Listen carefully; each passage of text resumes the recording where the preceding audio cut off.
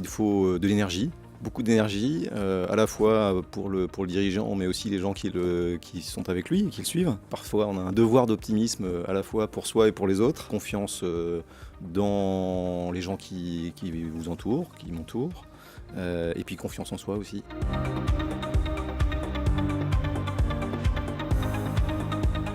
C'est probablement l'opération qu'on a réalisée en 2017 sur l'actionnariat du groupe, la transformation du capital avec une opération de MBO, au cours de laquelle on a proposé aux collaborateurs de maintenir, je dirais, le schéma d'actionnariat salarié, mais de le renforcer, d'aller plus loin et proposer aux salariés de prendre la majorité du capital. Et on a donc, depuis le mars 2017, le capital du groupe est détenu à 60% par les salariés.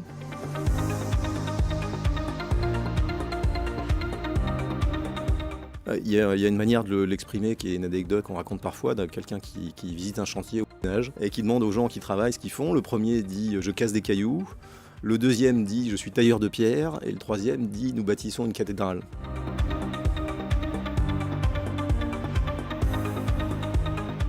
Donc la logistique, le secteur de l'hôtellerie, de la santé, les résidences gérées, et puis récemment on a intégré un acteur de la construction bois, au Savoie, qui fait maintenant partie, je dirais, de la panoplie constructive et de développement du groupe. Et donc on a une accélération de cette diversification au travers de cette intégration.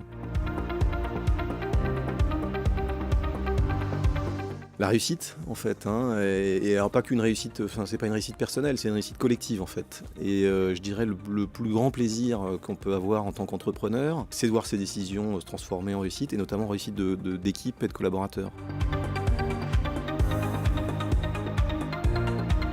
À l'époque, je voulais devenir pilote. Dans mes rêves les plus fous, pilote de chasse, et puis après pilote de ligne. On peut considérer que je suis probablement pilote d'entreprise et que je suis aux manettes.